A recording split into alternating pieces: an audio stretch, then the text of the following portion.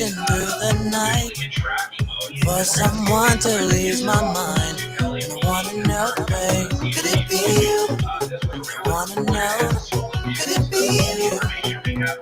I was looking left and right for someone to blow my mind. And I wanna know, babe, could it be you? I wanna know, could it be you? I was right kind of love, right kind of woman, right kind of lead for me. And I'm thinking about the right kind of love, the right kind of woman, the right kind of lead for me. Could it be you? Could it be you? Could it be you? Could it be you? Yeah, I was looking for my wife to spend the rest of my life. And I wanna know, babe, could it be you? Could it be you? Could it be you? Yeah. I was looking for a queen, one who I could share my dreams. And I wanna know, babe, could it be you? You wanna know, could it be you? I was looking for the right kind of love, right kind of love, right kind of love. And I'm thinking about the right kind of love, the right kind of woman, the right kind of lady. Could it be you? President. Could it be you? Could it be you? Could it be you? Could it be you? Could it be you? Could it be you? That's why I created what the foundation tradition. Okay, so now let's talk about some balance about what she knows and how she's treated you. She's found handcuffs and ankle shackles together with her identity.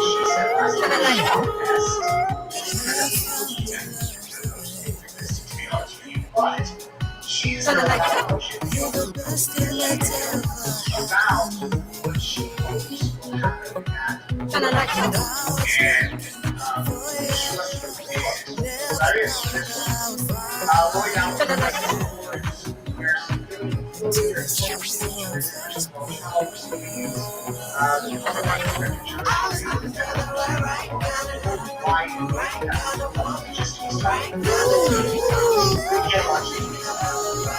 and defendant's appearance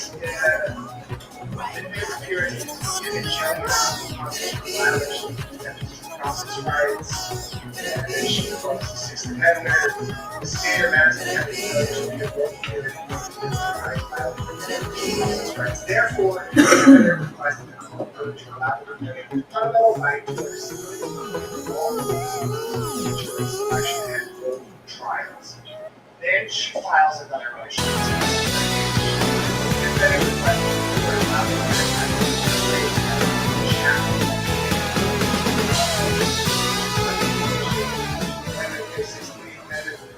on December 6th, the defendant's granted self-representation. It's been extremely difficult for the defendant to manage files, take copious notes, and alternate trial hearings or handcuffs. It would be impossible to represent oneself at a trial under these conditions. Conditions also the defendant's appearance on restraints, handcuffs, and shackles violate due process rights. It impedes her ability to perform writing tasks in defense. The defendant is going to properly allowed to defend herself. She must not be separate or different from the state represented. To be able to stand and walk without attorneys is a trial. Any proposed Madison County Sheriff's Office restraints cause this defendant to appear in a jury different from the state's representation. For violating the defendant's due process rights and the right to a fair trial, this defendant's documented behavior for the last 5 years while in custody. There is no restraints necessary for the trial at all. This defendant long trial without meeting this defendant was focused, stellar behavior all the time. She knew the consequence of incarcerated in the last 5 years. Therefore, the defendant requested all security restraints to be made in this particular defendant. And it also requested the CPA for trial to take place. And it requested something which ordered the state, the sheriff's office removed restraints, handcuffs, and shackles in all trial proceedings. Well, Lori is right that she has behaved at all the proceedings, and she didn't cause any issues in Idaho, but she wasn't responsible. She was here in Idaho. I'll have to check it. But I don't know. There's so many of these sort of yeah, like so here's the thing.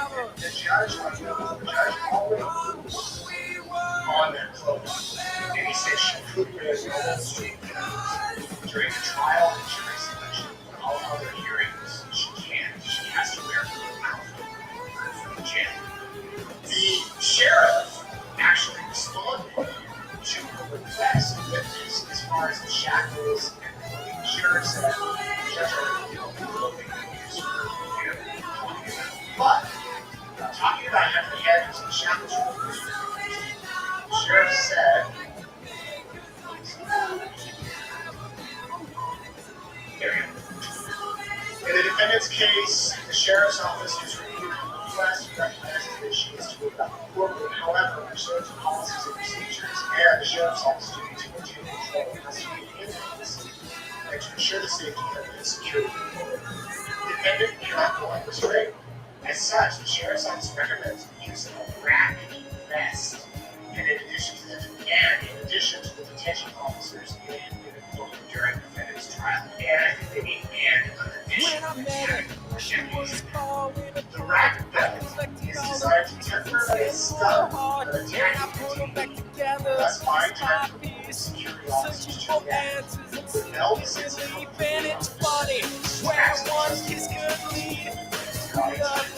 belt is not visible to the jury.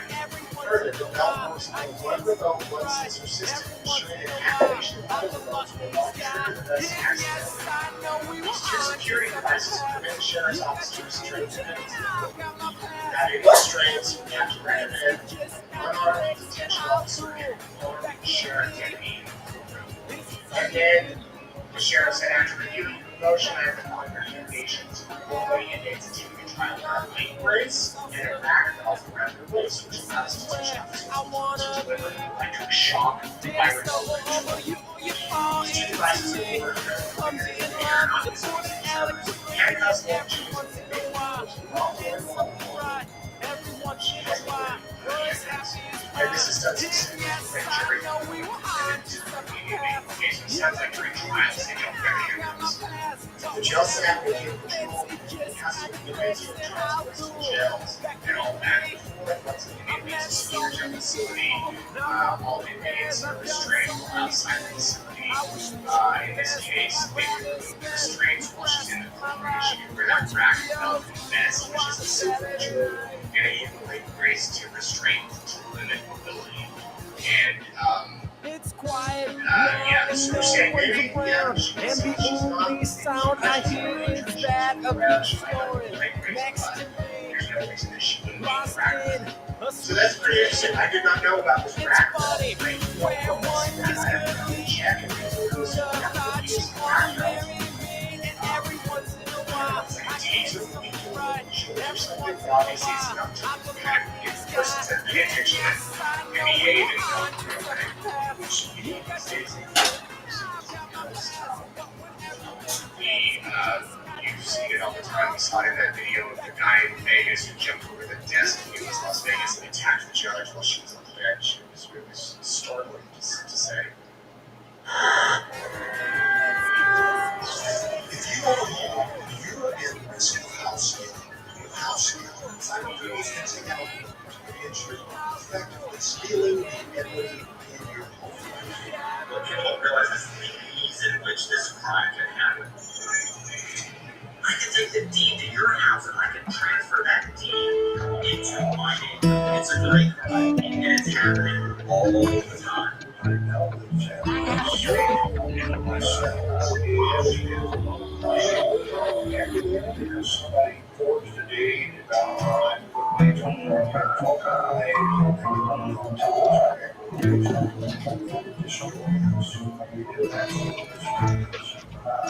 the realtor going to make an offer. Silent night, holy night, unstrung, Signatures on the deed. round your virgin mother and child. Holy infant, so tender and mild. It's To make sure you have some way to receive My own practice, I've seen an explosion of this type of federal. The best way to protect yourself from this type of fraud is to consistently and habitually check consistency. Noite feliz, noite feliz, oh Jesus, Deus da luz,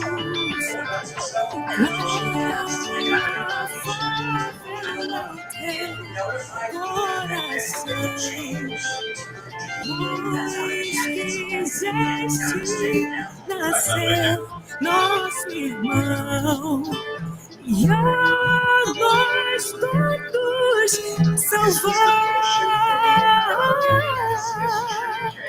e a nós todos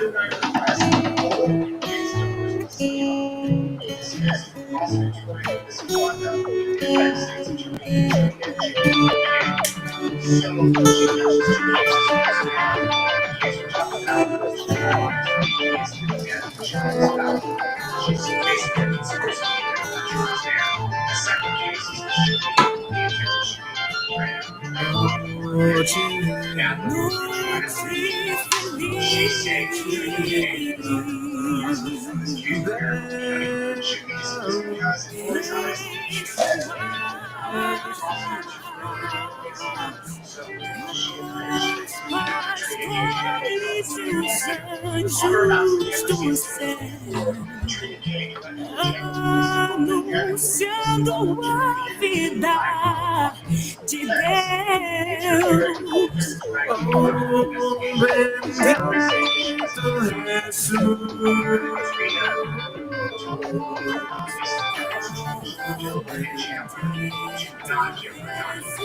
That's the allegation of Two, on or about January 30th, issued Trinity K obtained and distributed internally acquired privileged communications between the defendant and the police say Trinity K brought information she shouldn't have, messages or communication between here is handled in a mail and reading yourself. And number three, that on or about March 11th this year, Trinity K gave legal advice to the defense with this need. In a conversation,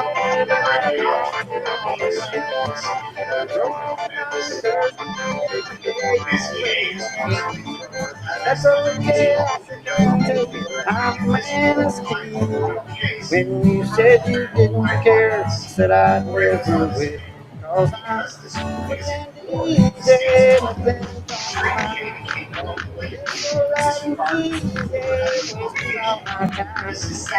Ever since you left me, tried to make me small, but I'm free and easy, don't need you at all. Been 3 months since you've been gone, I've been by myself. All this time I've been alone, been with someone else. That's okay, I sure can't take it, you can't make me cry.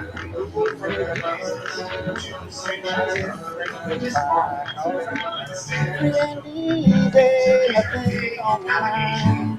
Feel so right and easy, wasting all my time. Ever since you left me, tried to make me small, but I'm free and easy, don't you do it all. There, I want you to tell you.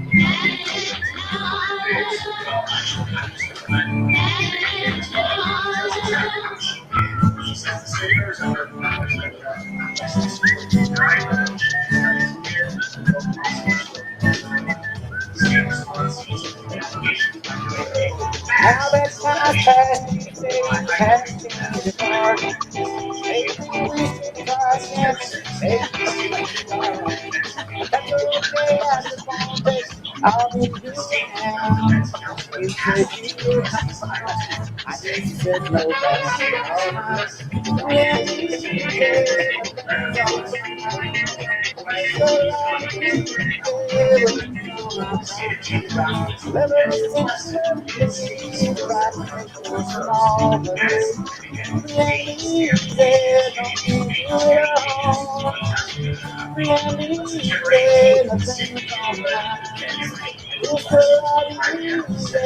nothing's alright, so ever since you left me, right from small, but easy, don't you do it all. Easy, nothing's alright.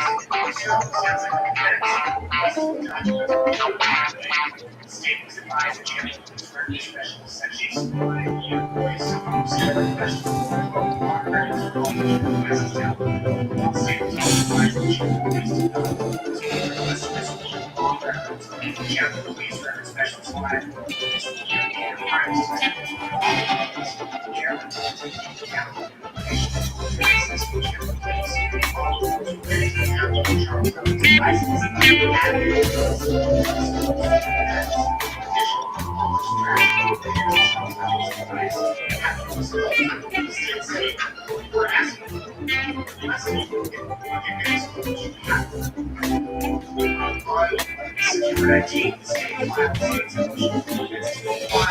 When the sativa hits your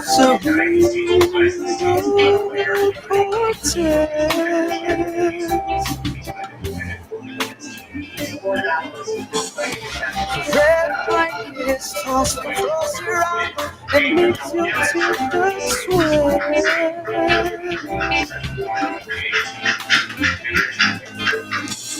I was walking through this forest filled with these crazy little gnomes. All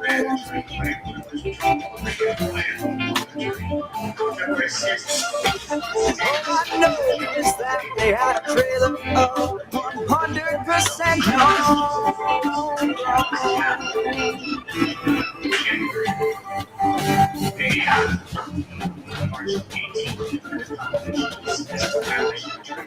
This was supposed to be your song.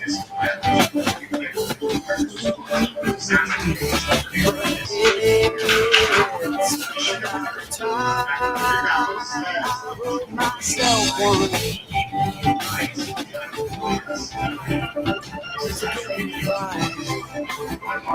To get me high. And to pass it around.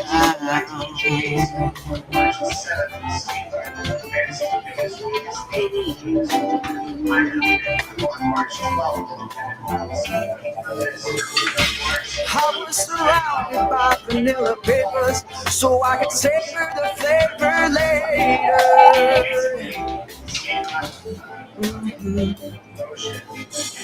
The impact this blunt had on my mind was like 1,000-mile wide crater.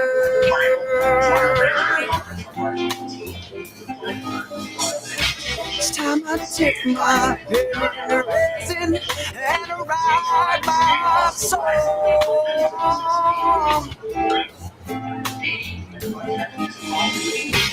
With the smoke that I'm exhaling, extracted from my bones.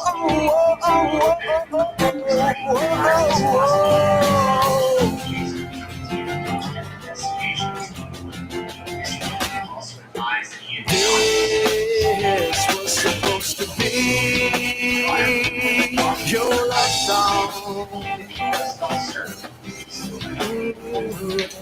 But it It's about time I wrote myself one.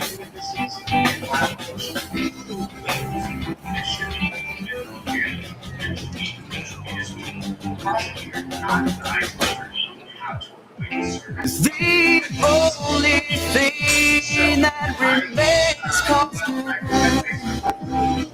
is my heart. The only thing that remains constant. I'm right there. What's supposed to be your song? Yeah. Oh, no. I said, yeah, it's about time for myself. Get us by, to get us high. If you're a veteran with a disability rating, you know the law. If you have updated your VA disability rating in the last 2 years or so, it's almost certain you're entitled to some sort of increase. The modest increase in your VA disability rating can increase your VA disability income over $600 per month. If the VA is a vast bureaucracy, you have anyone You got no that's why I created a idea. company that is 100% independent. It's almost the first friend of mine who's military, social, very forthright, saying, this is the process, and by the way, I just recently retired from the 6 year military.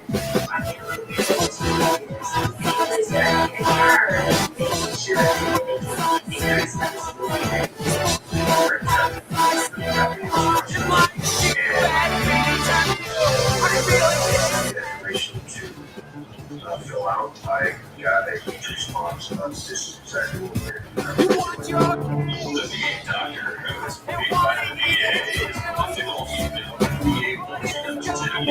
If we come to our organization, we have our own doctors, we have our own experts. Doctors identify I've received the doctor before it is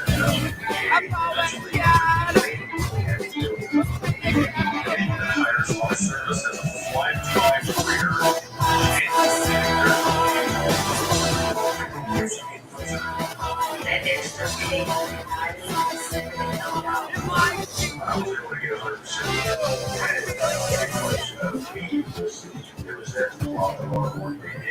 This is something that all veterans should be considering. It's good to have someone who does that all the time.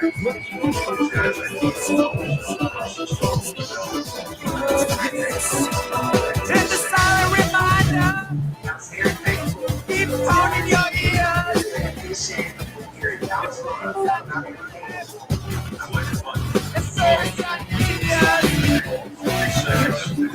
Very seriously easy to do, and an absolute expert is going to be in touch with you.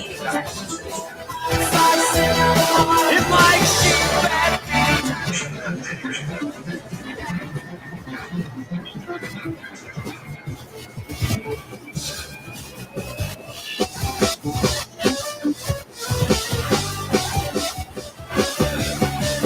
Hi, I'm Lexi with Hypermax here at Hospital Center London 2025. I'm Claire from Hi Claire, thanks for joining us.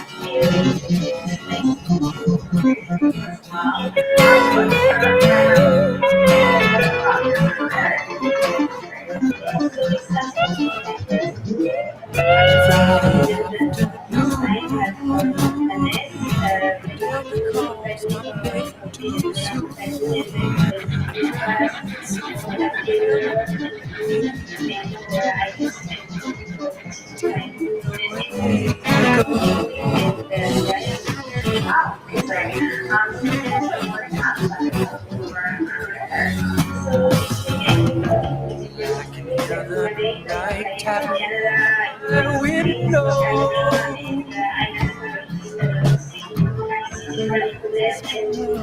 last is related, and that's one of the situations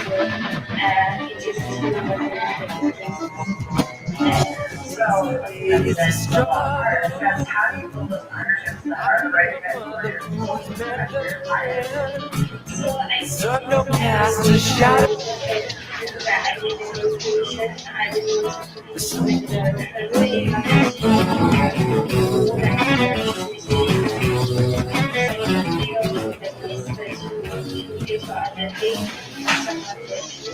if you get interested in investing in the industry, which I would spend time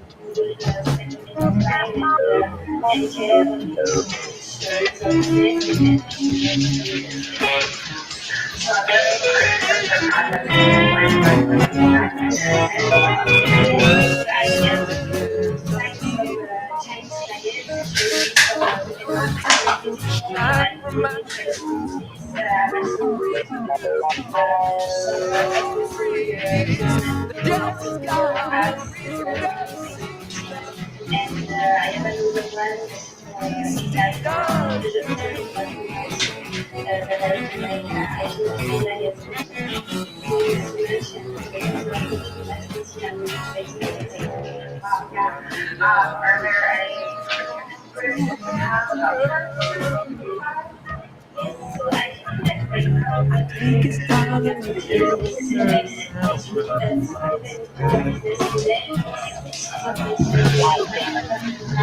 determined to desert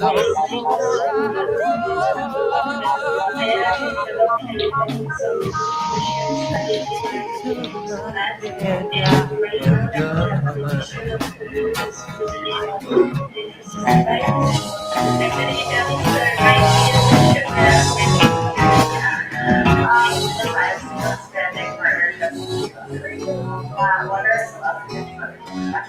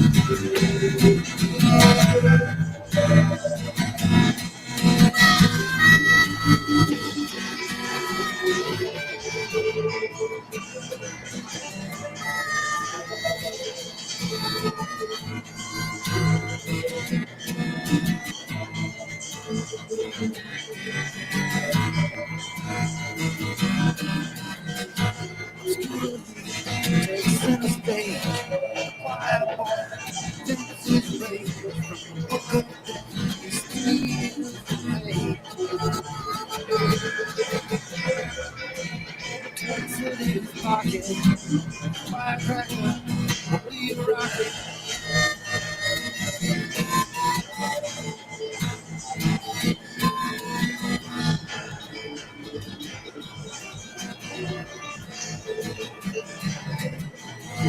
Recognition is overdue. Shadows hide his peaceful view. He's the only one who can see through. All else is a vision. And I'm like a wish.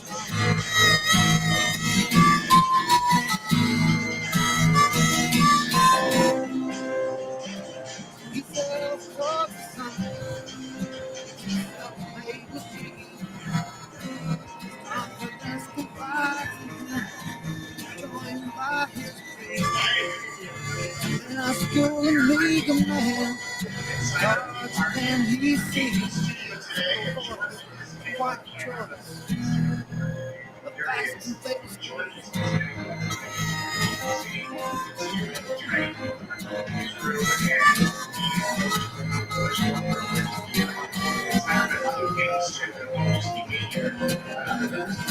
Here and today we want to discuss about the great ballet trial in Arizona, which starts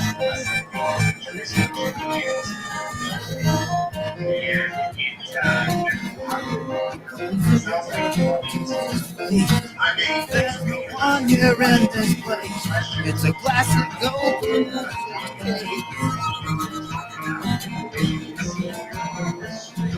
guilty, not suspected, never noticed, or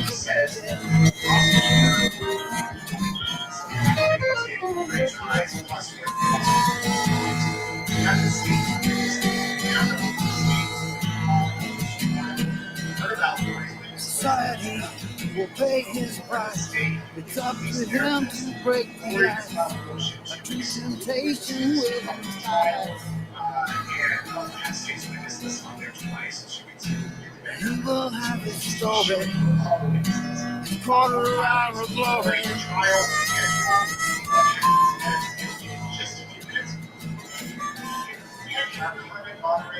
He sails toward the sun, his self-made machine. Confidence confides in him, joined by his one. When I school and meet a man,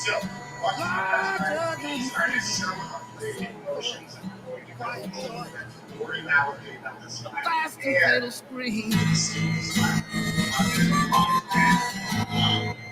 Fast and fatal scream.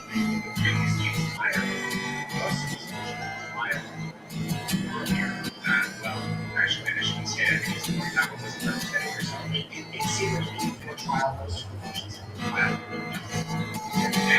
is the last year in these filings. Mars, well, maybe all because of now representing herself.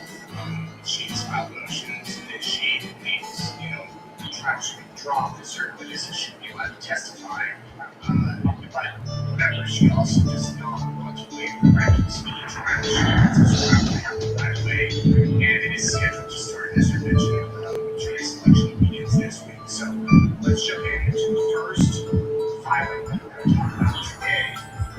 This was the motion for this jury the prosecutor for misconduct in the reason defendant Lori Daybell hereby requests that both case numbers be dismissed from prosecuting misconduct in the United States Attorney Jaway. So she mentions two cases because the case we're talking about goes to trial next week. It's the insurance power. She's basically a conspiracy to commit murder charge there. And the second case is the shooting, the attempted shooting of the Red Road.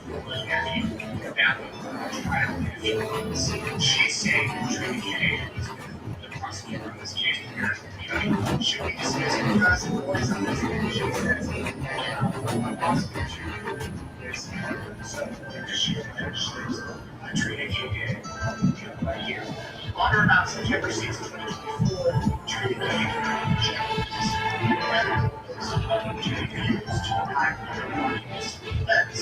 interferring tried to conduct an investigation. So Lori saying that she wasn't even documented. And then Trina told the police departments, Gilbert and Chandler, to not give her documents. So that's the allegation that Gilbert made. On about January 30th, in Michigan, Trina K obtained and distributed electronic private village communications with the defendant through intelligence review plan. Trina saying that Trina K got information that she shut down messages with communication her attorney here was yet to reveal and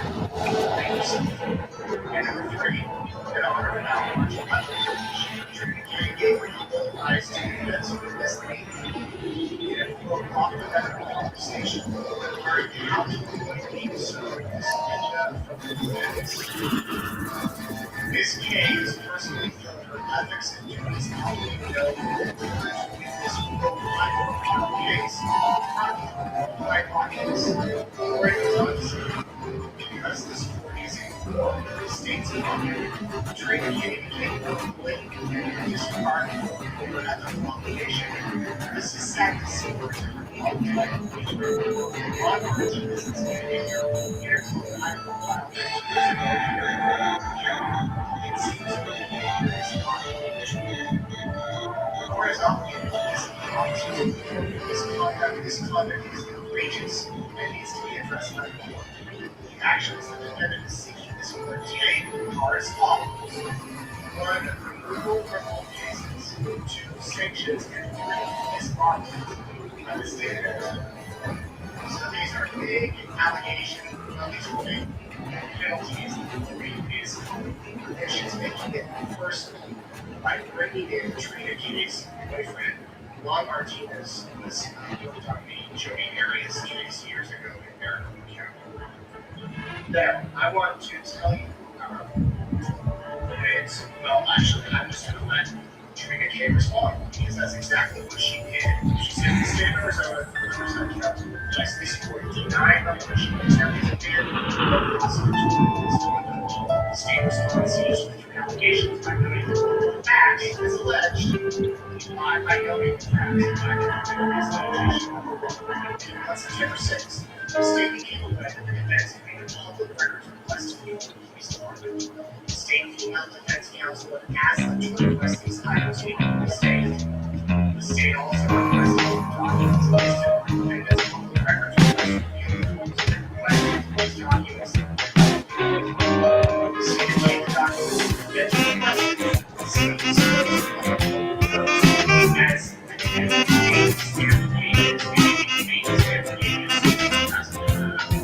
September 18th, the state I hearing session of the chairman police. The state was advised that the defense request was no problem. Using the basic required analysis section Down that old Kentucky road, but where it goes, no one knows. But we will go there, we will see what we can. The state was also advised that Chandler Police did not know what was being requested as raw records. Chandler Police record specialists advised Warren Boyce that the computer crimes detectives were involved in the case. Their reports contained downloaded information on all devices from Chandler Police. All reports related to the download of Charles Allen's devices had been previously disclosed to the defense. Additionally, all extractions related to Charles Allen's device have been disclosed. The state saying what you were asking for, what you requested, they've been disclosed. You have them. On September 19th, the state filed the state's motion for defense to comply. On October 15th, the court issued an entry denying the state's request. The state is unaware of any other public records request to either Chandler Police or Gilbert Police by the defendant or the defense team. So Lori Vallow is claiming in that first point that they withheld evidence from her, that the state is responding and saying, no, we didn't. This time you wanted, we gave to you, and there's nothing. Blackmail on day one? Not good.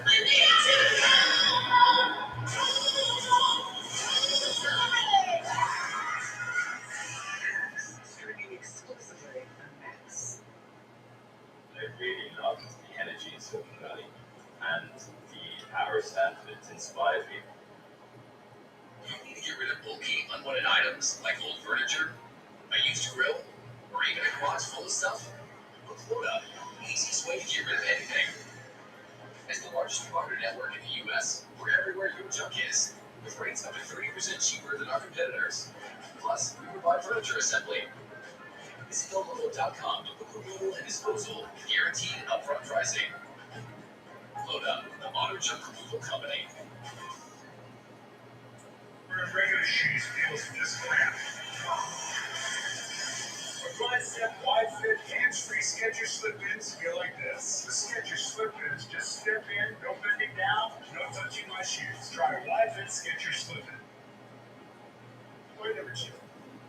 February 6th, these are not the jails, the allegations that Trina K withheld or read attorney-client privilege between Lori and her Idaho appellate attorney. February 6th, the state disclosed the jail calls made by Lori Vallow between October and January, as well as jail messages and photos from Lori Vallow's tablet from October to January. On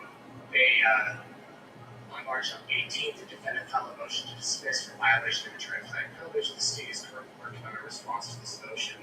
The state hereby incorporates its response to the defendant's motion to dismiss for violation of attorney-client privilege as part of this response. So it sounds like we're going to get something bigger on this particular issue. Issue number 3. Lori Vallow says that Trina K advised me, gave me advice on how to avoid a subpoena. This is how Trina K responds. On March 6th, the defendant filed a notice. The state requested that separate notices be filed for each cause number so the state would know which defenses and witnesses applied to each case. On March 7th, the state learned that defense notice witness Nate Eaton is a reporter from Idaho. On March 12th, the defendant filed a supplemental notice. On March 16th, the state filed a motion to include all witnesses on or supplemental filing. So that's a lot of words. Basically, the state filed a motion to have the people on that witness list included, not included in potential witness to testify. At the final trial management conference on March 18th, the court heard from parties on this motion. The state advised that it did not have contact information for most of the witnesses. The state also advised that one of the defense witnesses, me, was a reporter. Nate contacted this prosecutor. Yeah, this is the page there, sorry. Nate contacted this prosecutor after court on March 18th, and this prosecutor called Mr. Eaton back. Mr. Eaton advised this prosecutor that his knowledge about the case comes from his interviews and investigation as a reporter. Mr. Eaton also advised that he had not been served with a subpoena by the defendant and he hoped to be in court for the trial. The prosecutor advised Mr. Eaton that even if he was not served, he still could not be in the courtroom if he was a noticed witness and the rule of exclusion was in place. The prosecutor advised Mr. Eaton that this prosecutor would try to interview witnesses and file a motion to conclude those that should be concluded at the end of the next week, which would be this week. The prosecutor did not advise Mr. Eaton how to avoid service of the defendant's subpoena. So, but I can tell you based on both of those responses that this case response is accurate. For one, Lori Vallow Daybell said that on or about March 11th, Trina K gave me legal counsel. I have never spoken to Trina K in my life before March 18th. So that is wrong on or about March 11th. I did say on Corporate Insider that I had spoken with prosecutors and defendants. I did not say where those prosecutors and defense attorneys were, but I've spoken with several, not necessarily in Arizona or in Idaho or in other states. So we will see what happens with that. My hope and my plan, of course, is to go to this trial and to be there every day covering it. And there might be more to report about that angle coming soon. But I have reached out to the defense attorney, Lori Vallow, and the defendant herself, Lori Vallow, about what they might want me to testify about. I have not heard back from the defense team. Okay, so that's one file. A lot there on the witnesses and what we can expect. Now, let's jump over to the other filing that was had. This gives us kind of some insight on what the trial is going to look like. And We've got it up here on the screen. It's the state's amended final trial management conference statement. Basically, this tells us kind of what the state's going to do. Let's go through it. So here we have the state, the charges. The jury is going to be read. Make this bigger.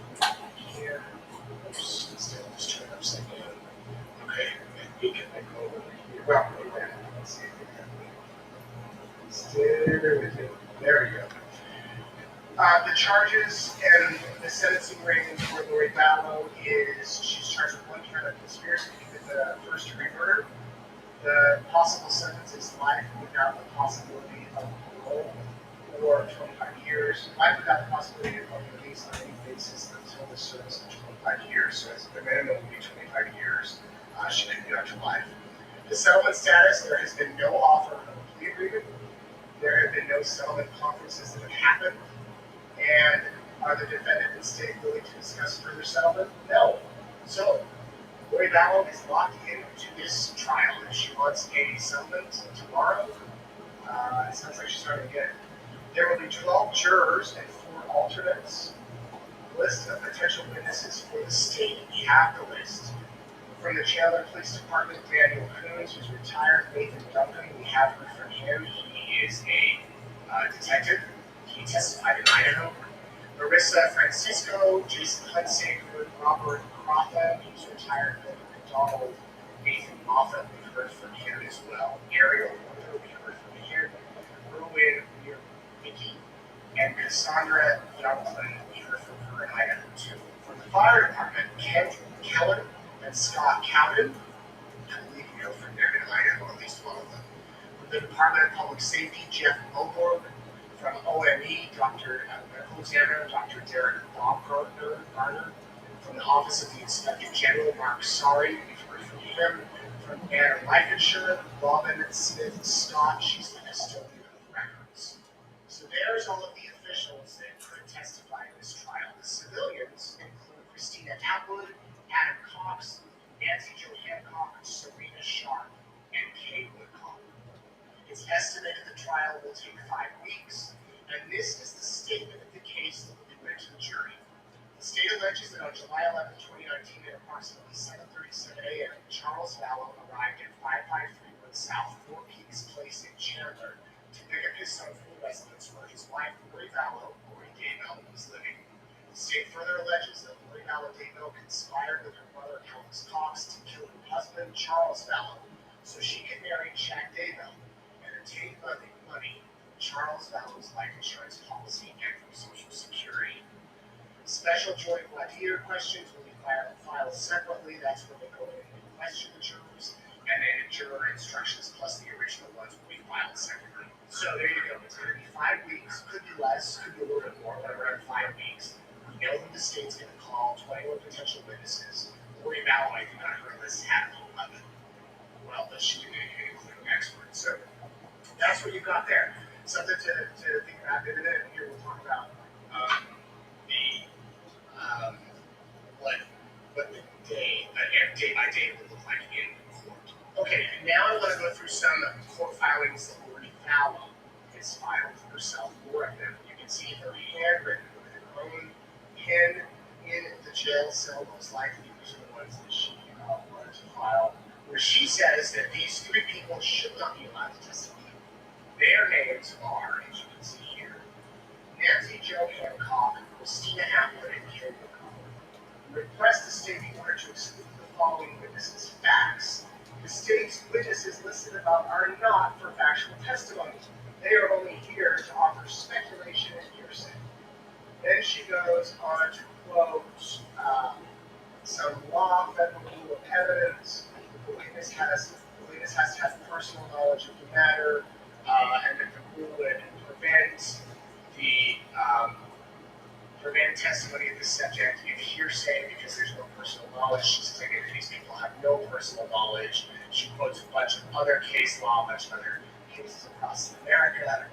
And then she ends with the state's witnesses above. I don't know that word. The state's witnesses are meant to deprive the defendant the right to due process and right to a fair trial. These witnesses will not be testifying to facts, but opinion, speculation, and hearsay, creating prejudice and bias for the defendant in front of the jury. In conclusion, the defendant requests the above list of witnesses are excluded from testifying at trial, since it was discovered in pre-trial interviews that these witnesses had been communicating with each other regarding the defendant in these cases. None of these communications between the witnesses have been turned over to the defense from the state. And it was discovered by the state, or by the defense in these pre-trial interviews, that much of the information these witnesses gave in the police interviews was gained from speaking to Kay Woodcock long before they were interviewed by police. All three of the above mentioned witnesses should be excluded from testifying at the trial. Then the prosecution responded to that, to Lori's request to have them excluded. And here's what she said. Here's what the prosecutor said. The state of Arizona, through undersigned counsel, requested the court deny to exclude or preclude Nancy Jo Hancock, Christina Atwood, and Kay Woodcock. Defendant argues in the motion that the witnesses are not there for factual, they're only there to offer speculation and hearsay. The defendant writes, among other things, that these three witnesses lack personal knowledge. The defendant seems to argue that therefore the witnesses are not relevant and should be excluded. And then it says, state presumes defendant means precluded. The state disputes these allegations and provides that these objections are more properly raised in trial, not by a pre-trial motion. The defendant is charged with conspiracy to commit first-degree premeditated murder. The state can use both direct and circumstantial evidence to establish that the murder was premeditated. The courts have long held that although motive is not an element of homicide, it is relevant. And then they quote case law. The state submits that the motive for this murder is that Mrs. Vallow, now Daybell, wanted to kill her husband so she would obtain the proceeds from his life insurance policy, Social Security benefits, and be free to marry her current husband, Chad Daybell. Each of these witnesses is relevant to establish premeditation and motive. The judge is not on the chance, at least as of this taping, it's impossible to keep on a witness having out of in there. All right, stick with me. I know these are a lot of documents. We're about halfway through. I hope you find this interesting. So that's what we have for the court documents that were filed thus far. We have a few more to talk about, including this one, which is pretty interesting. Lori Vallow, of course, filed a motion saying, I want all the evidence. We talked about that a bit earlier. And she is now saying here that the state of Arizona, or the state is responding that the state has advised that it intends to remit evidence that the murder was committed for financial gain and to allow the defendant to marry another person. They're going to argue that Lori Vallow killed Charles to get money, but so that she can marry Chad Daybell. The state will admit evidence to prove the murder was premeditated, it was pre-planned, and to show the motive for murder was to obtain the proceeds from the life insurance policy for Charles Vallow, Social Security payments for her surviving child and herself as a mother, to allow her to marry the person with whom she was having an affair. Evidence of the premeditation and motive will be shown through witnesses in iCloud documents. The state will call a witness from their life insurance company to show that the defendant contacted the victim's insurance company within 4 days of the murder of her husband to collect the proceeds she believed she was the sole beneficiary of. During this recorded call, she provided a different story about how her husband died by telling the life insurance representative that her husband's death was an accident. She told some people it was a heart attack, some people it was an accident, but really he was shot and killed. When the defendant learned she was not the beneficiary, she advised the person she was having an affair with, quote, so I talked to the insurance company, he changed it in March, so it was probably then before we got rid of him. They can't tell me who, of course, but it's done. I'll still get the $4,000 a month from Social Security. This statement by the party opponent about the life insurance proceeds is evidence of the premeditation. The defendant later contacted the sister of Charles Vallow to confront her about the fact that Charles Vallow changed his life insurance policy.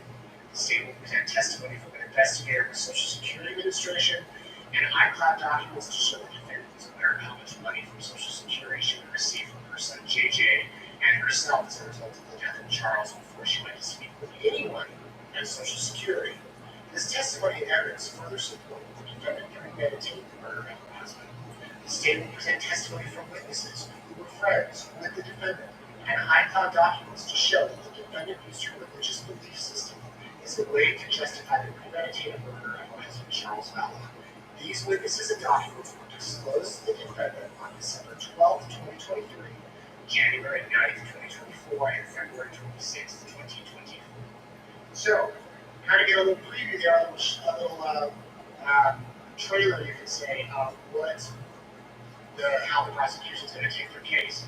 We've heard a lot of this in Idaho, of course, and as we saw in the witness list, we heard from a lot of the same witnesses. We'll hear the phone calls. In a couple days on Courtroom Insider, I think early next week, I'll kind of go through some of those calls and the testimony that we've heard before that will be played again, I believe, at this trial to help this jury understand what exactly was going on here in the lives of Lori Mallow and Charles Mallow and Chad David.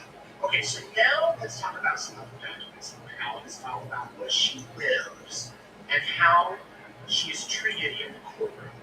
She's had on handcuffs and ankle shackles every time, and as she said last time, a shock vest, which was kind of news to me. I don't understand through this, to be honest with you, but she's now filed a motion in her own handwriting again about what she hopes will happen at court. And she wants to know a couple books. Let's dive in for this one. Lori Mallow requests this court wear civilian clothing during court proceedings, jury selections, and all trial proceedings. The public and prospective jurors are viewing the defendant's proceedings on worldwide media. Hopefully just East Time News. No, just kidding. But you can't watch it on East Time News. The defendant's appearance is, if in jail uniform, will constitute a violation of the defendant's due process rights. And then she quotes the Sixth Amendment. The state or Madison County's failure to adhere locally or inadvertently would deny and violate the defendant's due process rights. Therefore, the defendant requests that the court order to allow the defendant the fundamental right to wear civilian clothing in all court proceedings, jury selection, and both trials. Then she files another motion. I'm just going to skip through here. The defendant requests that the court allow the defendant to have no restraints, handcuffs, or shackles while in the courtroom during all court proceedings. This request is made pursuant to the 14th Amendment, 5th, 6th, and 8th Amendment. On December 6th, the defendant was granted self-representation. It has been extremely difficult for the defendant to manage files, take copious notes in all pretrial hearings with handcuffs. It would be impossible to represent oneself at trial under these conditions. Also, the defendant's appearance in restraints, handcuffs, or shackles violates her due process rights. It impedes her ability to perform writing tasks in her defense. If the defendant is going to properly be allowed to, quote, defend herself, she must not appear separate or different from the state representative. To be able to stand, walk, or move about the courtroom as the other attorneys is imperative in a fair trial. If any opposed to the Madison County Sheriff's Office restraints cause this defendant to appear to the jury different from the state's representation, it would violate the defendant's due process rights and the right to a fair trial. This defendant's documented behavior for the last 5 years while in custody warrants no restraints necessary during trial at all. This defendant has been through a long trial without any misbehavior at all. This defendant has only displayed stellar behavior all of the time that she's been in custody and incarcerated over the last 5 years. Therefore, the defendant requests that all security restraints be waived for this particular defendant. The defendant also requests the use of a pen at her trial table to take notes. At the minimum, the defendant requests this court to order the state that the Sheriff's Office remove restraints, handcuffs, and shackles for all trial proceedings, full trials. Well, Lori is right in the fact she has behaved at all court proceedings, and she didn't cause any issues in Idaho. She wasn't, I don't believe she was handcuffed in Idaho. I'll have to go back and check. I can't believe I don't remember. There's been so many of these hearings. If you were there, let me know in the comments if you remember. So here's the thing. The judge already ruled on the clothing. And he said she could wear normal street clothes during the trial and jury selection. On all other hearings, she can't. She has to wear her outfit heard from the jail. The sheriff actually responded to her request with this as far as the shackles and clothing. The sheriff said the judge already ruled on the clothing, no use for, talking about it. But talking about having the handcuffs and the shackles removed, this was pretty interesting. The sheriff said, and let me pull this up here. There we go. In the defendant's this case, the sheriff's office has reviewed her request and recognizes that she needs to move out of the courtroom. However, pursuant to policies and procedures and the sheriff's office duty to maintain control and custody of inmates and to ensure the safety and security of the courtroom, the defendant cannot go unrestrained. As such, the sheriff's office recommends the use of a rack vest, and in addition to the detention officers in the courtroom during the defendant's trial, and I think they mean and an addition, like having more deputies in there. The rack belt is designed to temporarily stun an attacking detainee, thus buying time for courtroom security officers to react. The belt sits comfortably on the defendant with straps adjustable to a particular defendant's body type. The belt is not visible to the jury. Further, the belt works on a one remote, one sensor system, ensuring that activation of other remotes will not trigger the vest accidentally. These two security devices permit the sheriff's office to restrain defendants in the courtroom. Without any restraints, we have to recommend an unarmed detention officer and an armed sheriff deputy in the courtroom.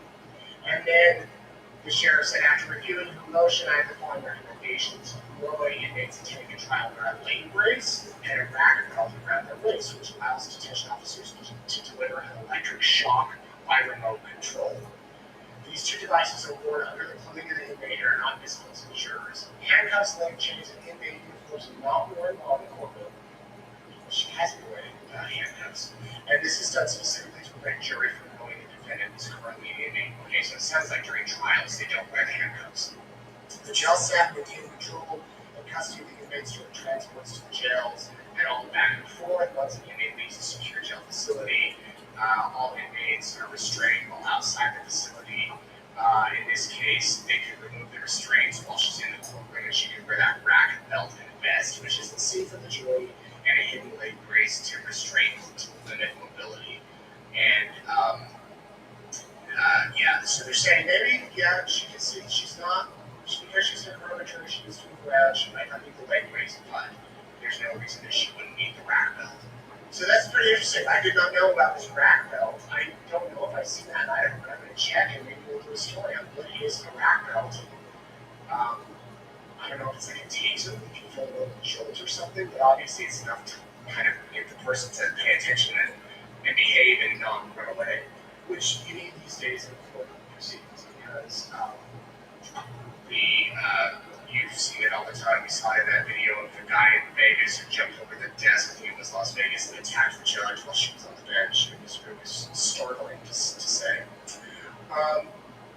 Okay, two more motions, and we'll get to your questions. I promise. And here's one of the motions filed by the state.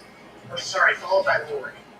She is upset with the jury questionnaire, specifically question 12. Now, we have not seen the full questionnaire. It has not been released to the public, but apparently just question 12 says, the state alleges on July 19, 2019, when approximately 7:37, Charles Vallow arrived at a Chandler, Arizona residence where his wife, Lori Vallow, or Daybell, and children were living. The state further alleges that Lori Vallow Daybell conspired with her mother, Alex Cox, to kill her husband, Charles Vallow. She wants to, Lori Daybell denies this allegation. She pulled that underlined it. The defendant would also like to bring to the court's attention that the state's final trial management conference pre-trial statement was not a joint statement, and the state did not confirm with Mrs. Daybell or any member of her defense team filing this statement. The defendant requested this court also require the state to amend the language in the pre-trial where it states a brief statement of case to be read to the jury to reflect the defendant's objection and suggested language. So that statement I read earlier that they said will be read to the jury, Lori is asking to include that line, Lori Daybell denies this allegation. I could get that. I would imagine that's a reasonable request from her, and I could see maybe the judge putting it in there. Just to be sure the jury hears that up front, that she's accused of this, she denies it. Now, our last motion to talk about today, by the way, there were more, I didn't pull them all out, let's save some for another day. This is a motion filed by the state. This could be you on your closing day with CBH Homes. Are you ready for your red confetti moment? Visit cbhhomes.com to shop new homes starting from $1,850 a month. for taking the time to savor Tom's crunchy yet soft bagels. Thanks, Tom. Is that Tom, actually? Right, Tom. Tom. Humanimals. Tom. Town. How we go to town? Huzzah! A toast to breakfast. A 3% IRA match with Robin of Gold. Reckon they have some plans. Meet Debbie. She delivers for a living. Sure do. When it comes to her car, well, it barely delivers anything. What? Her tires are worn out. That's why Debbie's going to Commercial Tire. Delivering pro-level service to the tires to electronics. Commercial Tire, our experience makes your experience better. Tires for you, tires for everyone. Yes, even Debbie.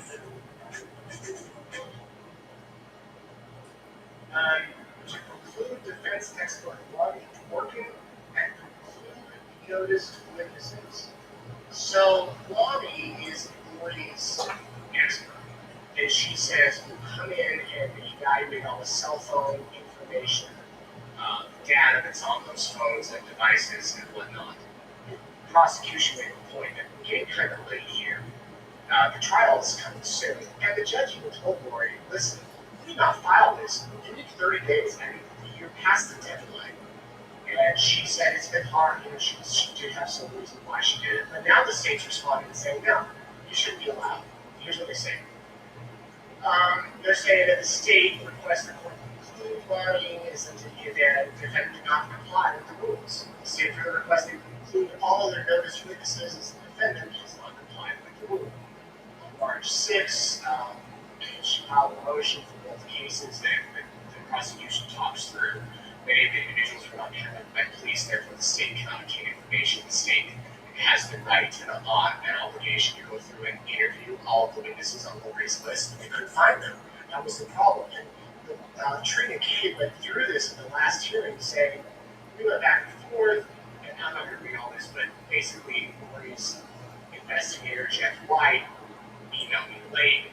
Some of the information, we didn't have the information how to contact all these witnesses, and we just couldn't through them. And they're talking, in this filing, it goes through to say that on March 13th, less than a month before trial, the state emailed defense investigator Jeff White and defense attorney Ramirez and asked what specifically Mr. Lonnie Dworkin was being hired to do. The state also requested the addresses and contact information for all noticed defense witnesses. Neither Ramirez nor Jeff White responded to the email request. The next day, they emailed Jeff White and Ramirez requesting additional contact information for the witnesses. The state has now received a response. The state sounds like it's trying to, get their ducks in a row for this trial. The defense simply is not responding. And they're saying that the defense did not, Laura Gallo did not comply with the rules by saying that you hire an expert, so she hires this expert, let's say the judge allowed to get in, and the judge, the guy had time to go through all the data. The state, because the burden's on them, then has the right to go and have another witness examine what their witness found, the defense witness found. So they don't have the time for this trial that's happening in a week. And the state was on, detail the back and forth between them trying to get information from the defense, the defense lack of response, or responding but not in a forward-looking way. Also, they know somewhere in here that they're seeing now is that, from what they understand, Mr. Lonnie Dworkin has not had any time to look at this. And we'll end it with the final paragraph. Trial of this matter is set to begin in 15 days. By the way, this was filed last week. The state will not have time to interview 11 defense witnesses and file any appropriate motions of limited, nor will the state have time to interview the defense expert and determine if the state needs an expert to rebut what Mr. Dworkin will opine. For these reasons, the state requests the court conclude all 12 of the defendant's notice witnesses pursuant to Rule 15.7c violations. Again, as far as we know, the judge has not ruled on that. I am included on that list, so assuming the judge grants that, I will be not have to testify. So we'll see what happens there. Thank you for sticking with me on all those documents. Now, here's what you need to know. Coming up, here's our schedule going forward. For the next couple of weeks, Tim Jordan did a good job with this studio. I just look at it. He painted of our ritual that used to like hold file cabinets. Now we're broadcasting live to you all over the world.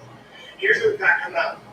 Jury selection begins the 31st, and it goes through April 4th. The cameras will not be allowed in that. I'm going to try to get in, but from what I understand is if they need all the space for jurors, I'm not sure how that's going to work for media, but I'll still report as much as I can. We'll still do court inside every day. On April 7th is the opening statements. That's Monday. And then the trial is scheduled to run April 7th through May 9th. It could end earlier, if it goes quicker, could maybe even extend the week. Those are kind of the dates to keep an eye on. Proceedings will begin at 10:30 a.m. Arizona time. That's 11:30 a.m. Mountain time. Live stream begins 30 minutes after court starts. So, if you're in the Mountain Time Zone and you are in Idaho, the live stream will begin at noon, assuming they start right at 10:30. There's the judges issue a 30-minute wait on all video that goes out in case a juror is accidentally shown or something happens that he doesn't want out. The media, all the media, this is just us, all the media has to watch the video in 30 minutes. But we will start live on our channel when court starts. It'll just be a standby time. So you can like load it up in the background of your computer and your phone. The second we go live, we will have it for you so you can know that it'll be there ready to go. Court will not be held on Fridays. So it's going to be kind of nice 3-day weekend for these jurors. And court will start at 10:30 on Tuesday. Here's how you can stay updated.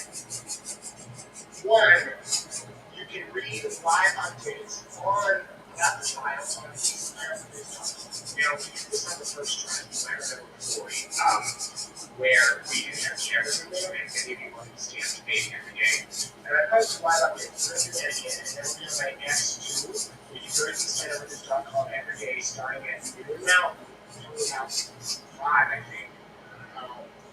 You can do that there. You can watch the trial on our YouTube channel. If you haven't subscribed, it's awesome. And when they say, like, hit that bell button, and I guess you get notified when we go live. And you can know when we're live, and we'll have that for hearing for you. Court Insider every night is going to be at 8 p.m. Mountain Time. Just normally we do it at 7. It's going to be at 8 because court's going to end a little bit later, and now we need a little bit of time to prepare. So 8 o'clock Mountain, we'll be live every night with the trials and sessions, probably on Sundays too, to and then sign up for our daily digest newsletter. If you go to PeaceTheDudes.com, click on the Daybell section, click on Daily Digest. Every day at the end of the day, we send out an email that gives you all the Daybell news. If you really want all that, you can do those things, and that's how you can stay up to date. You can also find me here, Facebook, Twitter, X, Instagram, and East Idaho News on YouTube. Those are the channels and the platforms that will have all the information on this trial. And I'm happy to announce that on Thursday, here on Court Insider, Colby Ryan, one-on-one, me and Colby. I have not interviewed Colby in depth ever before now. I spoke with him 2 or 3 times briefly outside courtrooms, 1 or 2 questions, mic in the face type thing. I've texted with him, but we are sitting down for about an hour. And nothing's off the table. And then the next night, on Friday, I'm going on his channel. So we're doing a little bit of collaboration here where he'll come and talk to me, and then you can watch. He's turning the tables and interviewing me on Friday night on the Star Wars podcast. So join me here on Thursday, 7 o'clock Mountain. We'll have Colby Ryan, and then on Friday, we'll have me and Colby on his channel. Okay. Peggy has been patiently waiting. Now, many of you have interacted with Peggy on our YouTube channel or our Facebook page. Peggy is our comment moderator. So, Peggy, what exactly does that mean? Okay, well, to me, it just means that I kind of keep everybody playing nice in the sandbox together. We all come with the comments, and we all come with our own life experiences, our own feelings about the subject. Let's just remember to attack the problem and not the person. In other words, not each other. And I think that's a comment. She does. There's your word of wisdom for the day. Now, most of you problem with the person. She said, most of you are fine. Most of you behave yourselves, but some of you don't. And that's where Peggy comes in. So where can people watch this trial, Peggy? My costumes complete everywhere, without giving an inch. Only home free. This beverage outlet is a lot different than it used to. America's beverage companies are working together. We're delivering more of your favorites with zero sugar, more sizes, and clear calorie information. When it comes to finding balance, the more choices, the better. Blackmail on date one? Not good.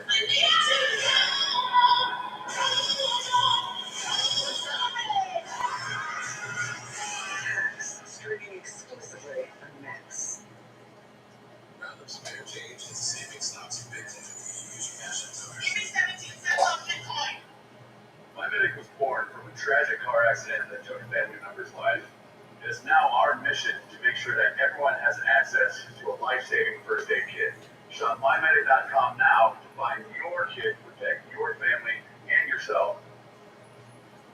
Okay, so I'm going to direct y'all to YouTube channel, the Psychedelic Aire YouTube channel, and that's where you can watch it live during the day of the trial, but you can also take time to leave a question there. If you want a shout out, you're welcome to ask for that. I want people to know that not to be impersonal. If I don't get to their question, I'll try my very best. Also, the shout outs, I keep track of who leaves, whose names I choose, so that I don't have the same person 15 times on a shout out, right?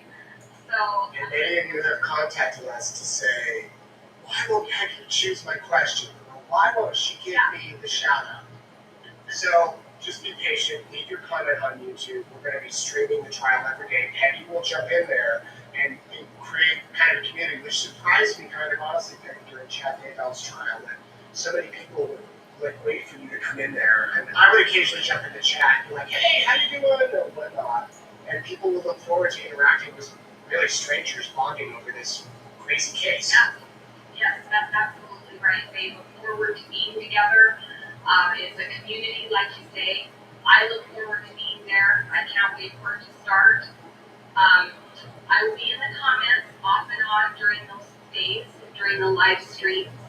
I look forward to communicating with you guys. We do have the best viewers in the world, Nate. I agree. So, like the channel or subscribe to the channel, and then you can follow the trial and then stick with us for Corporate Insider. Peggy, anything else you want to add? I don't. Just remember to be kind, and we're all in it together. Okay, we have a shirt coming out, maybe special Peggy's honor. It says, I come for the news, stay for the comments. And in a few days, I'll let you know how you can get it, because everybody loves that. Peggy, good seeing you. Thank you. See you in Arizona. Okay, bye-bye. All right, so with that being said, Peggy, we are going to let her go. And we have some questions. Speaking of questions that we talked about, actually, we do have some shout-outs. So, shout-outs tonight. Jordan right here, he gets a shout-out. He's going to wait again one more time. Look at my Hawaii background. That, by the way, it's not any tie to Chad and Lori. I was in Hawaii after the fact when I took this picture. Now it's the background, it's that peaceful. Just look at it, pretend we were there. Jordan's here. I want to shout out Caitlin and Daniel and Nate and Brett. They're in our newsroom, and they've been so quiet during this. We're going to have to figure out a wall to soundproof it, but shout out to them. Rhonda is watching. Rhonda, thank you. Alex as well. Amy, Brian, Lauren, and Alex in Arizona, in Mesa. Thank you for watching. Kurt, Cheryl, happy birthday late. She had a birthday last week, and I hope it was really amazing. Josh, Ellen, and Greg, happy birthday. Happy birthday. Thank you all for watching. Okay, a couple of questions here before we go.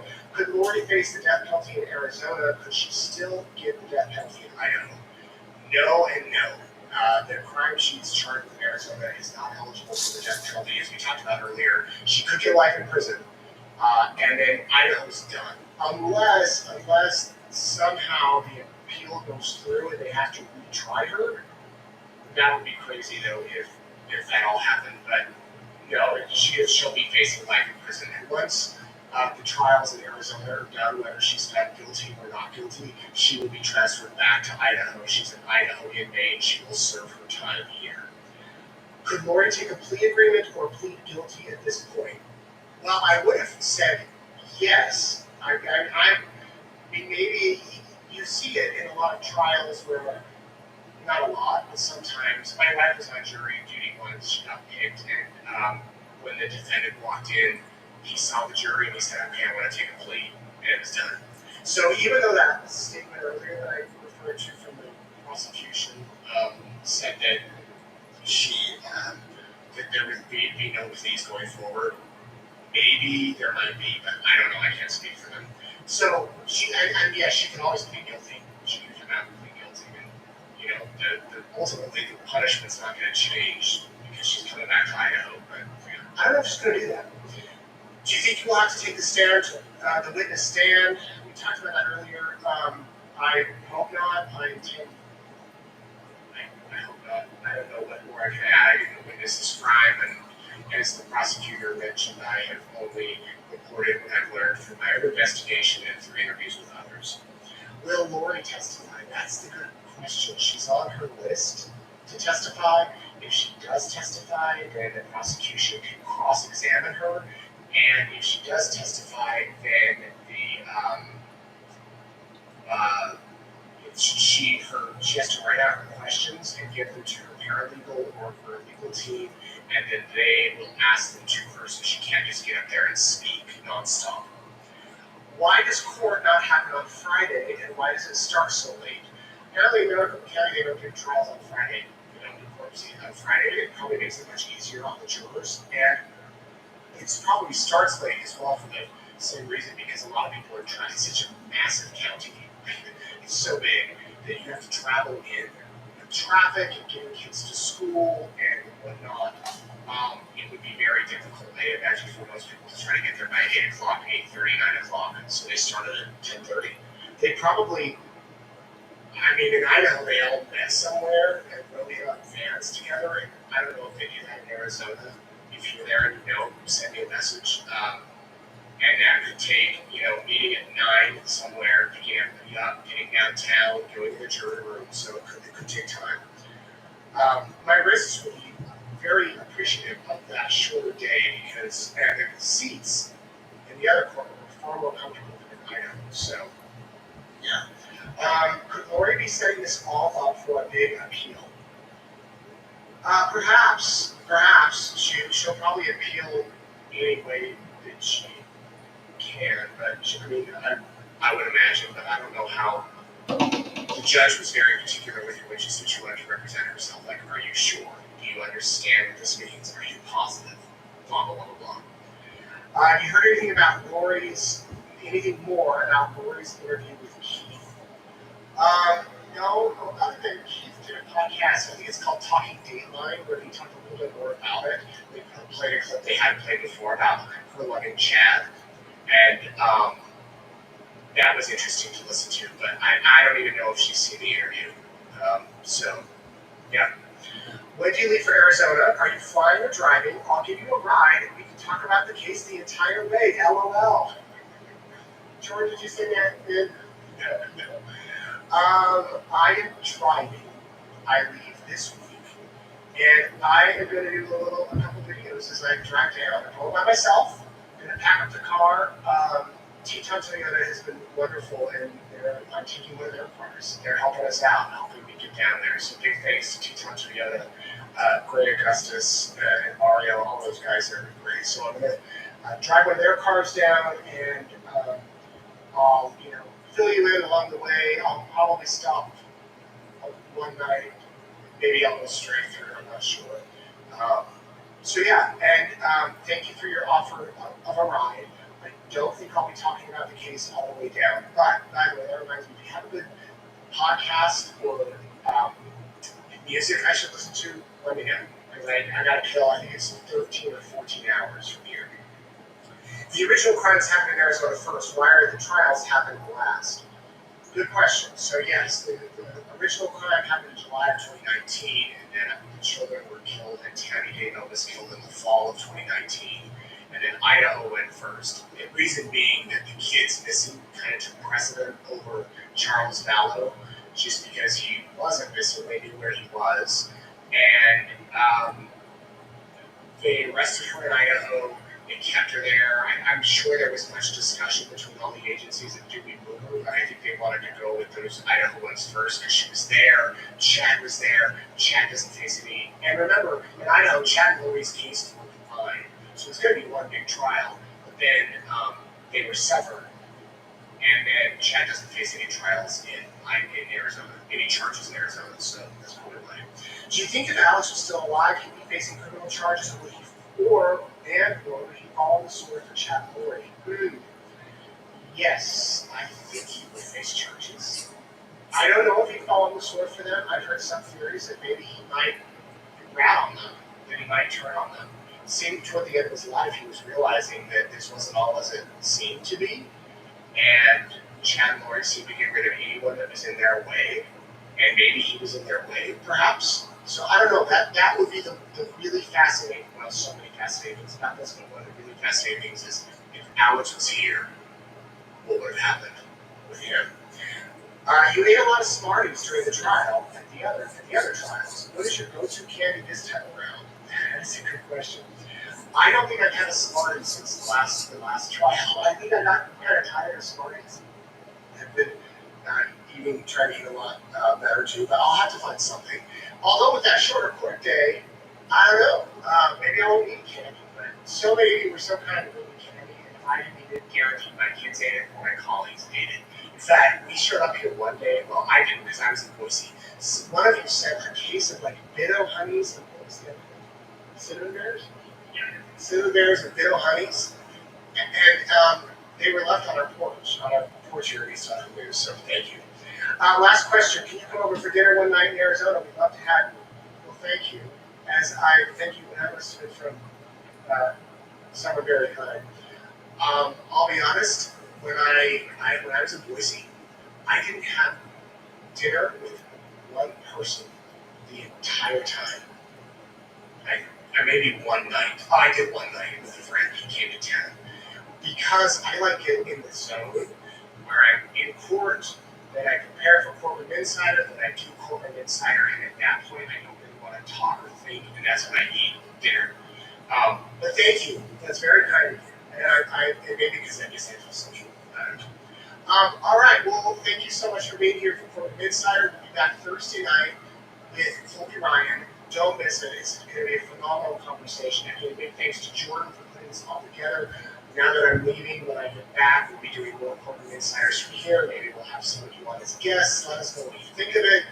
Beautiful Hawaii area there, and so much more to do. Again, I told you where you can find me. And if you have any questions, please send them in. And I hope you have a great night. Thanks for watching.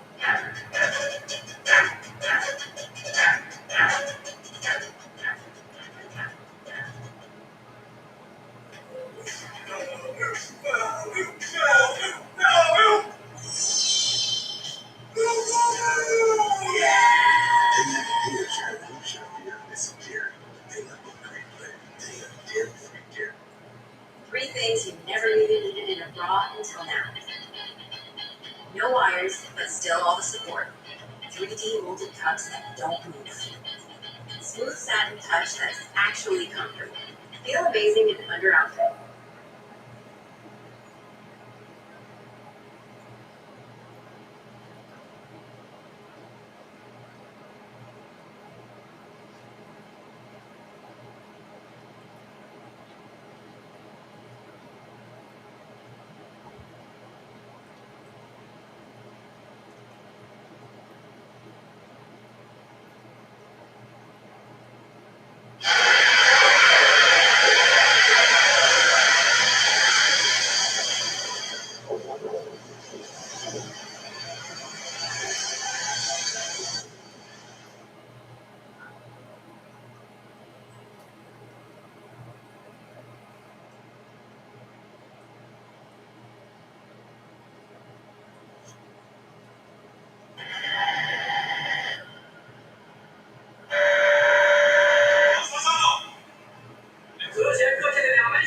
这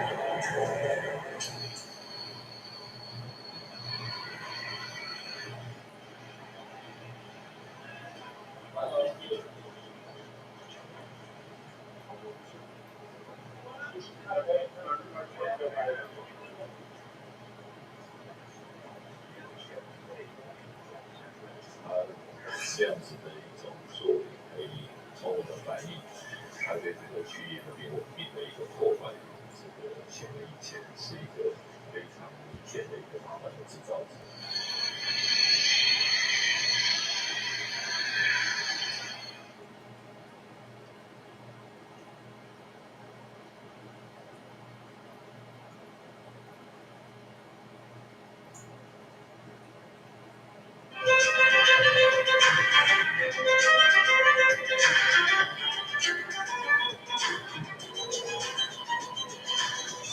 We are coming on the air with the markets and business owners and anybody that buys groceries buckled in and hurtling toward what President Trump calls Liberation Day, aka Trade War Day, or Tariff Day, or whatever you want to call it. It could be big. But how big? Who will be targeted? Everyone? Some countries? And with a couple markets having their worst quarters in years, what does it mean for the price you pay? We're live at the White House and the big board with today's developments. An emotional rally late tonight after police say a reckless driver ended the lives of a mom and her 2 young kids. The new push for protection in New York City and around the country that could make a difference where you live. Plus, wielding his wealth in Wisconsin, Elon Musk at the center of a key political litmus test. While critics argue he's buying off the state Supreme Court seat, and more on those million-dollar checks he cut to voters could be taking their lives. And the new fallout tonight after President Trump says he's not joking about a third term in office. So then why is the Senate's most powerful Republican telling our team the president's just messing around? Plus, why the so-called torpedo bats have everyone's heads spinning and lips flapping later in the show. Hey, I'm Hallie, and tonight Wall Street is maybe trying to figure out what is going down with what President Trump calls Liberation Day, the expected escalation of his trade war. Take a look. Stocks are a little bit mixed tonight. You had the Dow, the S&P, and the green. After the S&P hit its lowest level since September, a little bit earlier today, the NASDAQ closed down, and those latter two you just saw having their worst quarters in more than 2 years. Everybody waiting for the Trump administration to reveal, well, something on tariffs on Wednesday. Maybe a whole bunch of tariffs, maybe some tariffs, maybe every tariff that's actually part of it. We don't really know for sure what quote-unquote Liberation Day will entail. And if the White House knows, they're not being super specific publicly, except to say this. Any country that has treated the American people unfairly should expect to receive a tariff in return. Okay, but so what does treated Americans unfairly mean? Is there wiggle room for certain countries? What about a massive across-the-board hike that could raise the price of metals and lumber and medicine and electronics, cars too, since foreign automakers are expected to crank up their prices in return? Here's what one Michigan dealership owner is telling our Garrett Haig today. We're on a certain outline away from COVID, where the chip crisis looks like a cliff. We're jumping off the cliff right now. And you can't see the bottom. The president tells NBC News exclusively he, in his words, couldn't care less about foreign car costs going up. More on that in a second. Remember why the president is doing all this, right? He and his team have a vision of reshaping the American economy. And in their view, hey, if you have to crack a few eggs along the way, ... Now, a separate thing is whether Americans are into this at the moment, with the new CBS YouGov poll showing about 52%, so just about more than half of Americans, have a negative view of how the president is handling the economy. We're getting into all of it. Kelly O'Donnell is following the latest from the White House, but I want to start with Christine Romans on the markets and on the question marks tonight. And there are a lot of question marks, Christine, because what is even on the menu of options here? Reciprocal tariffs, across-the-board tariffs, industry-specific tariffs. Like, what's up? And we've been waiting to really get clarity on this for a long time, and that lack of clarity is one reason markets have been stressing out so much. So look, this is all the stuff that's in effect, right, or coming soon. These are a lot of big numbers. These will disrupt supply chains and raise prices. Almost all experts agree. Here's what we're waiting for from Liberation Day. Liberation from foreign goods, foreign-made goods. That's what the president's promising. You've got 12,500 tariff categories, Hallie, 200 trading partners. I'm not very good at math, but that's something like 2 million possibilities for individual tariffs. So what they could do here is they could do, as the president has said, is a tariff on the United States. There would be a reciprocal tariff on that. They could just put blanket 20% tariffs or 60% tariffs in the case of his promises about China during the election. Or they could take average tariff rates per country and just reciprocate those, not individual categories. We just don't know. You talk about the uncertainty here, Christine, and if there's one theme, I think, for the conversations that you and I have had over the course of the last several years, is that markets don't love uncertainty. Or do you feel like we're seeing some of that today? I've been hearing so many of these business leaders tell me uncertainty is the enemy of growth. Uncertainty, you heard that business leader there, that dealer, that car dealer there, they're equating this to the great financial crisis or COVID and the supply disruptions from that. That's the level of uncertainty you're hearing overall. What is certain, the retaliation, look at this retaliation. There could be potentially more that disrupts things even more, and that's why in the Trump administration, you've got the S&P 500, the worst quarter in like 3 years. You talk about people, business owners, entrepreneurs, industry, bracing for the possibility things are going to get more expensive, and that will include cars, almost certainly. But the president telling our Kristen Welker that he doesn't care if foreign cars get more expensive, since it'll incentivize people to buy American. Is that how it works? No. Back to you. No, it doesn't. I mean, the thing is, the American car, the most American car we can find, and it's a Ford, is 80% American. 20% of the components come from someplace else. Some of those can be high-value components, like an engine or transmission or something, if you're talking about other foreign automakers. And then you've got foreign automakers that are making a car almost 70 or 75% in the United States, and then just dropping the engine or the transmission in at the end. So there are hundreds and thousands of jobs around a foreign automaker making a car in the U.S. BMW, for example, is the largest automotive exporter from the East Coast, right? It exports all these cars and makes here. So it is, at the same time, also importing a lot of parts. It is a truly regional, North American, global supply chain that's taken 40 years to get this way. The reason it is the way it is, one senior official of a top automaker told me, is because this is the best way to do it, to keep prices where they are for consumers. You want to blow this supply chain up, it'll cost more for everybody. Christine Romans, thank you very much. On that note, let me bring in Kelly O'Donnell, who is joining us now, because Kelly, it is not surprising the president is putting tariffs in place. He has talked about that for as long as he's been in the public eye in this run for office and now in office here, right? He has been crystal clear that this is what he wants. If there is anything that may perhaps get him to change course, it could potentially be public pressure, Kelly. And we're starting to see some new polling, including that new CBS YouGov poll that shows 64% of people say the president is not focused enough on lowering prices for that. More than half say he's focusing too much on tariffs here. Is there a sense among folks you're talking to that political pressure from voters could make a difference here? It has in the past, and certainly political pressure from lawmakers does as well, because they can have first-person conversations with the president. He interacts with members of the Senate and the House routinely, and we do hear from some Republicans who are in elective office right now. They're concerned about the rising costs that could come from tariffs. You're right, the president has been clear he wants them. Where it is less clear is exactly how he will deploy them, how he will impose them, what sectors, what countries. A lot of that is uncertain. We just discussed it. And the president leans heavily into branding. Calling something Liberation Day does not really inform the public on what's coming, but it is his way of focusing what he hopes to achieve, which is to get the American economy to have more manufacturing at home. That is a long-term play. It is not something that happens overnight. And balancing what he argues are trade imbalances with a number of other countries.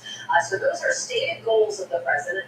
And in addition, he also at certain points talked about it being driven by fentanyl concerns. So there have been a lot of reasons, a lot of justifications, and now kind of the day of action is expected to come. And then measuring the fallout may tell us how much the president is willing to adjust, or if countries or sectors are able to persuade him to take a different action. That's right, the negotiation.